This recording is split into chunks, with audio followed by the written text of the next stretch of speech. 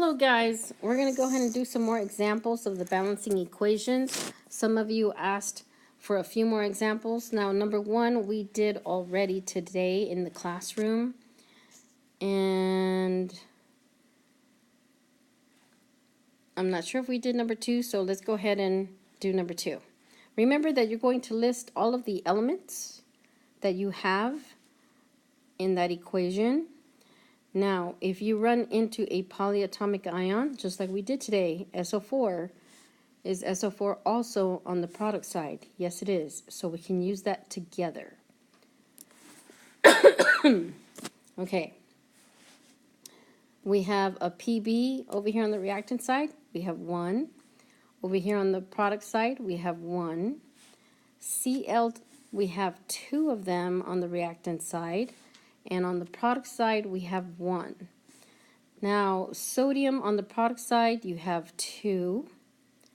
And on the on the product side, we have 1. And on the reactant side, we have 2. SO4, you have 1 on the reactant side. And on the product side, you have 1. Now, remember, the only place that you can actually put a number is in the front of every element or compound. Now, your main objective here is to make sure that you have the same amount on each side. So by looking at lead, both of those are still the same. So let's go ahead and start with chlorine. I have 2 here on the reactants, so I only have 1 over here on this side. So what coefficient can go here to make that 2? 1 times 2 will give me 2 chlorine. So that changes chlorine, and that also changes sodium. So now I have 2 sodium. So chlorine is equal, and now sodium is equal.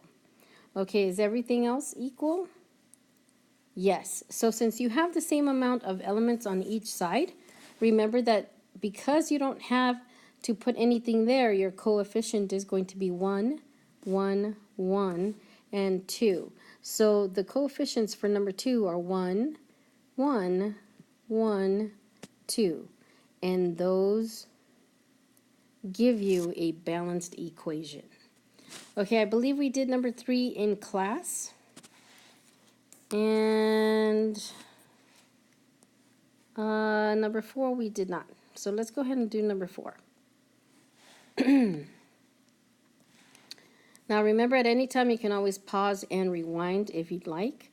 Okay, let's go ahead and start with, I have chlorine, I have potassium, and I have bromine.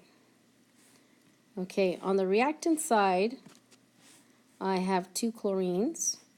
On the product side, I have 1 chlorine. I have 1 potassium on the reactant side, and I have 1 on the product side. For bromine, I have 1 on the reactant side, and I have 2 on the product side. Now, because you have 2 that are not equal, remember law of conservation of mass, you have to have the same amount on each side of each element. So you can start whichever one you want to, either the bromine or the chlorine. Since chlorine's on the left side, let's start with chlorine.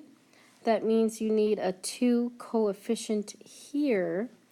This will give you not only 2 chlorine, but it will also give you 2 potassium. Alright, so now let's take care of potassium since we changed that. So putting a 2 here, because 1 times 2 gives me 2, that equals out your potassium. But that also gives me 2 bromine. And now is everything equal? Yes. So your coefficients are going to be 1, 2, 2, 1. For, I believe this was number 4. Okay, let's go ahead and stop there and go to the next page. Okay, I believe we did number 7 already. Don't forget that when you have more than one of the same element on the same side, do that one last and it will make your life a lot easier, okay? All right, let's do number 6. You have nitrogen and hydrogen. You have 2 nitrogen on the reactant side, 1 nitrogen on the product side.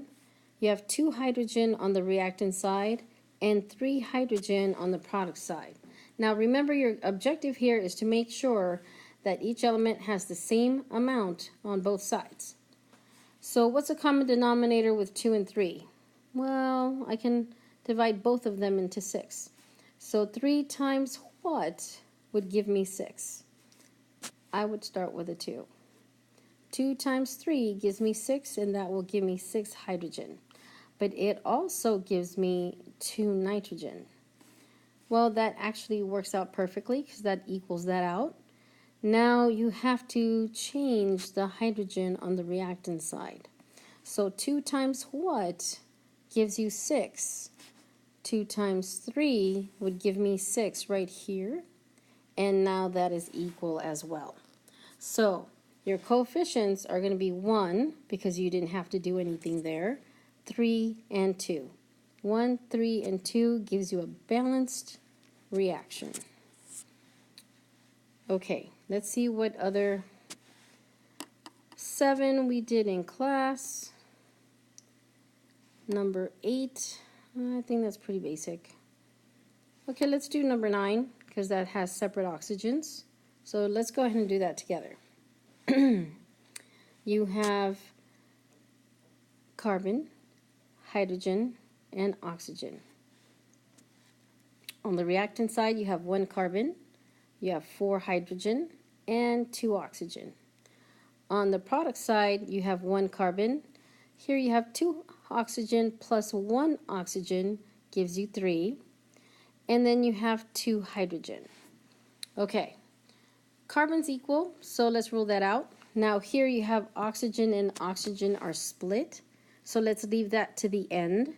So let's go ahead and do hydrogen first. Hydrogen, you have 2 on the product side, but you have 4 on the reactant side. So 2 times what gives you 4? 2 times that 2 changes this to 4 total hydrogen. It also gives you 2 oxygen. So 2 oxygen here plus the other 2 oxygen gives you a total of 4. All right, so that's going to change the reactant side. 2 times what will give you 4? So 2 times 2 will change your reactant side to 4 total oxygen. Now everything is equal. So your balanced equation is going to be 1, 2, 1, 2. Now remember, you can always check. Don't be afraid of big numbers. If you can reduce the coefficients, you must reduce all of them to get the most reduced coefficients gives you the correct balanced equation. Okay? All right. I think we did 10 as well, so let's go ahead and go to a different page. Okay, let's look at the back page. 11 is pretty simple. I think 12 we did in class. Let's go ahead and do number 13. No, I believe we did 13 as well in class. So let's do 14. Let's move that up. Okay, let's go ahead and put the first elements. You have calcium, you have carbon, and you have oxygen. Now, yes, CO3 is a polyatomic ion, and I did say if you have a polyatomic ion, you can put it together, but you must have it on both sides, and since we do not have it over here on the product side, then you must separate carbon and oxygen. So here you have 1 calcium. On the products, you have 1, I'm sorry, it's because I'm doing a lesson. Okay, you have 1 calcium. On carbon, on the reactant side, you have 1. And on the product side, you have 1. For oxygen, you have 3 on the reactant side. And here you have 2 plus 1 gives you 3 oxygen.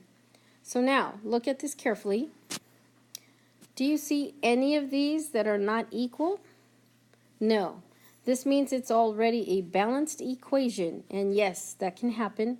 So your coefficients are 1, 1, 1. This is a balanced reaction. You don't have to do anything more to it. Okay? All right, let's go to a different one. I don't remember if we did 15. Let's go ahead and do that together also. Okay. You have sodium, you have a polyatomic ion, but do I have that polyatomic ion over here on the product side? I don't see that there, so we're going to separate oxygen and hydrogen. And we have chlorine as well. Okay, so now on the reactant side, I have one sodium. On the product side, I have one sodium. I have one oxygen, and over here I have one oxygen. I have one hydrogen plus another hydrogen, that gives me two hydrogen. And over here in the water, I have two hydrogen. Then over here, I have one chlorine, and yes, I have one chlorine here. Well, what happened on all of these? They're all equal.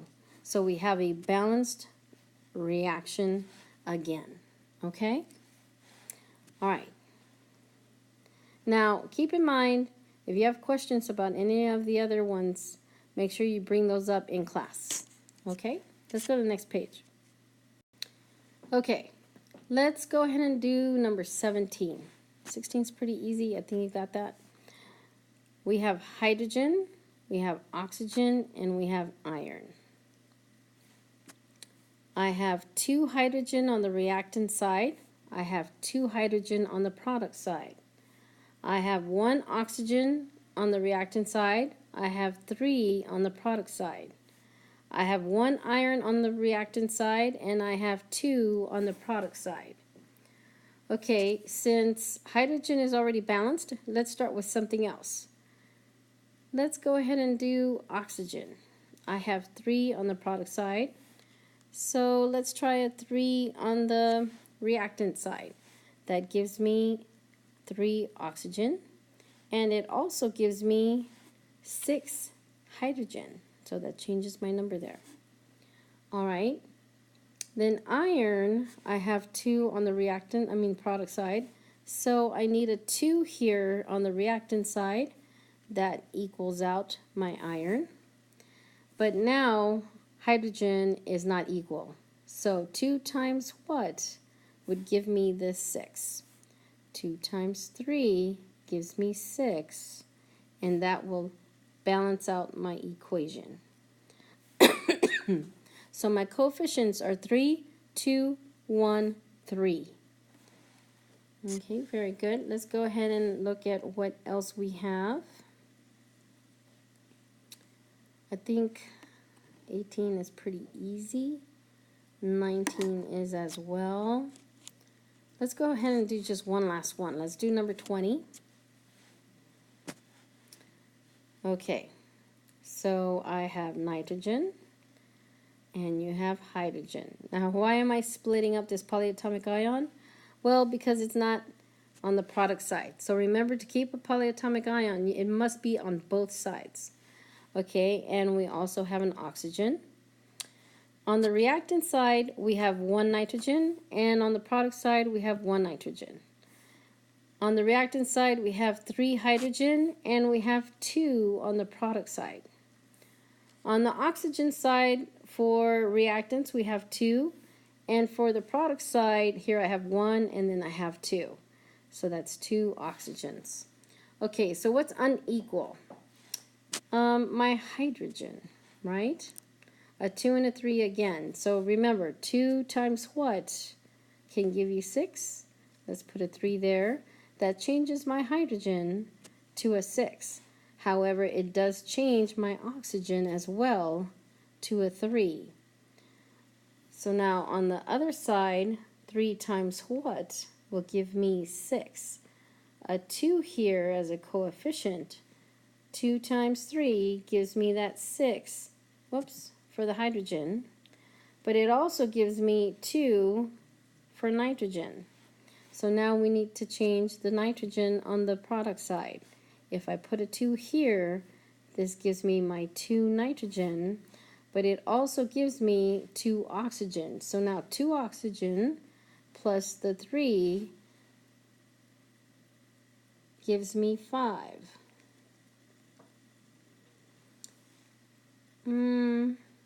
That's not going to work because I can't do 5 divided by 2. Okay, when that happens, you're going to erase everything. And you're going to start all over. Okay, because that didn't work. And that's okay, because remember, you can still do trial by error. Okay, so when you get an odd and even number, let's try to multiply it by 2. Okay, so 2 times 5 would give me 10. So here, let's put a 5. 2 times 5 gives me 10 on this side. Now remember, these oxygens are split. So let's do that separately. And let's try it 2 here, and let's see if that works. 2 times 3 gives me 6 for the hydrogen. And 2 times 1 gives me 2 for the nitrogen. So we're going to put a 2 here.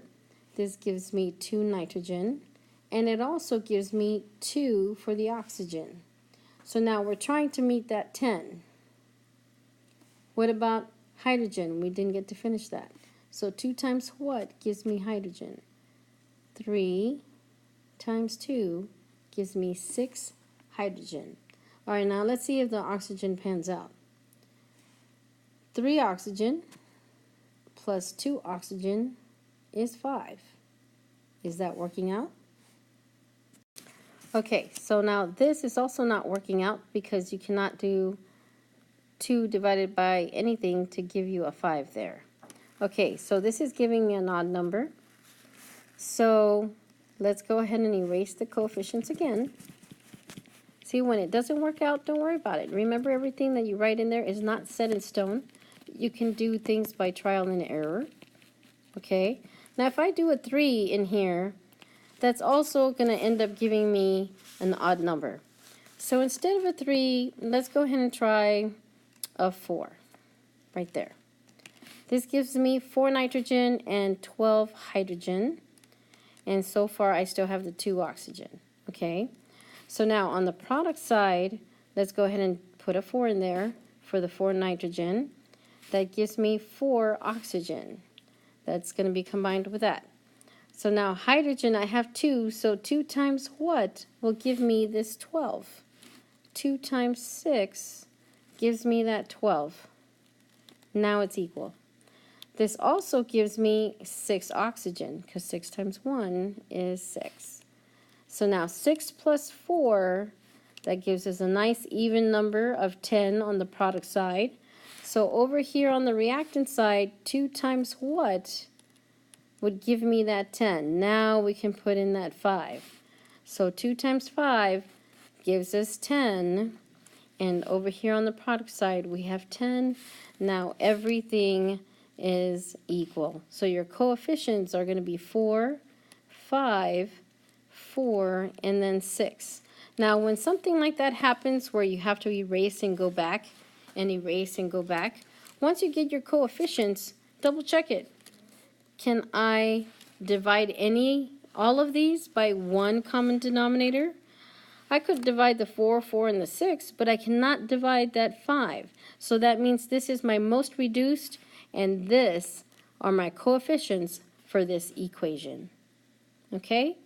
Hopefully this was good. If you have any questions, bring them for the beginning of class tomorrow. Don't forget that this assignment will be graded at the very beginning of class. Have a good night. Bye.